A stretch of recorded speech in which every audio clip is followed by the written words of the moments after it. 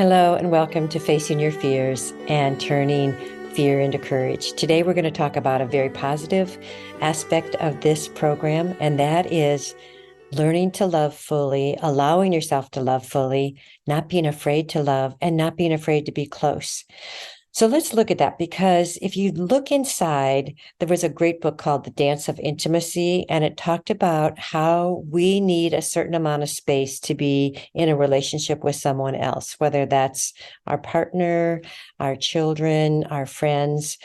That if we have somebody who wants to be closer than we want to be close to them, we will distance ourselves. And the only way we can change that, if you want to, would be to get used to being closer to people, being more vulnerable, and actually allowing yourself to love. So what does that look like? If you were raised by a parent, a mother, a father, or a caregiver, or someone who was critical, you may find that keeping your distance is a safer way to be. And if they were physically or emotionally abusive, of course, you're going to want to have distance to stay safe. And then you go to the movies and read the books and see other people, and you see that they fall in love and they're so happy being close, so happy being in a 50-year marriage or whatever it might be. And you wonder, how come they can do it? What's wrong with me? And it isn't that something's wrong with you. It means that your experience in life has led you to want more distance. So say you're with somebody who likes to get close and then you're pushing them away. If that person started to back up, you'd go towards them, because that dance of intimacy means if it's 3 feet emotionally or physically, if they pull away, you're going to go towards them. If you pull away, they'll probably come chasing after you. And we usually match up with people who have the same fear of closeness, fear of loving fully. So let's practice. I mean, I think we're really good at loving our pets. A lot of us are really good at loving nature, loving our children, loving our grandchildren, whoever it might be. But in a way, they're safe, mostly, not always, but usually they're pretty safe. I'm laughing because I know we all have our issues with differences. We've talked about blame and the, critical prosecuting attorney and how we can make someone wrong because they're different. What if we celebrated the differences? What if we tried to understand the differences? What if we allowed for the differences, because we are all in this together? We're here to love one another, to love everything living and non-living on this planet, and to even expand that beyond the planet to, I think, the universe and beyond. So let's look inside our hearts. We know ourselves. We know that if we have a wall up that's like 3 feet away from us and nobody's going to get through, or if we're the kind of person that we're friendly with everybody, but if somebody tries to get really close, that wall will go up. So kind of look inside right now to measure your own wall and where it starts and how thick it is. And if you try to imagine it, try to imagine what it would take to get through that wall. Could somebody crawl over it, tunnel under it, build a door through it? Could you do that? Could you open a window so that maybe somebody could come in for a little while? And maybe that's the way we start.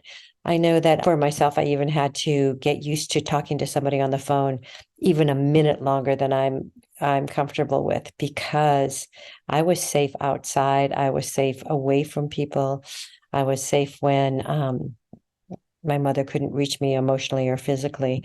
And that's a great skill to develop. But then when you grow up and you have to use a different kind of skill to keep going on this planet, unless you want to be a mountain man, mountain woman alone in a cabin, there are a lot of people out here, and there are a lot of people to love, to care about, to enjoy, experiences to have.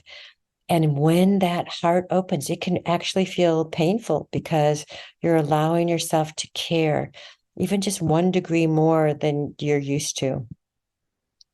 So before we decide that someone needs to be out of our lives or away from us, what if we took just a couple of minutes to figure out if this is the way we want to be? Maybe we want to try to open that heart, that soul a little bit more to people. I'm always telling people, be careful about sharing your body, because if you're not talking about the things that you're involved with somebody, if you can't talk about it, you shouldn't be doing it. So again, make sure that the kind of emotional intimacy is there before the physical intimacy. Unless you're just like, I know that hookups are really big in the younger population. So unless you're really into that. But I think that all of this, we can learn from one another. We can help each other. You can even say, I'm getting uncomfortable, but I want to try to stay a little bit closer, a little bit longer. And if you share that with another person, they might be saying, yeah, I get that way too. And all of a sudden, you both become vulnerable and you're finding that you can close the gap a little bit more. So the dance of intimacy, instead of staying 3 feet away, it's 2 feet. And then when you get to 2 feet, you might make it 1 foot. And then you might find that people are not a threat. Nature is not a threat. The world is not a threat. But we really are here to love one another and to heal with that kind of love. So let's work on that together. I appreciate you being here to listen to this and practice. Practice just a couple seconds more, a couple inches closer, whatever you can do to help your heart and the hearts of all on the planet heal. So thank you. Thank you for being here.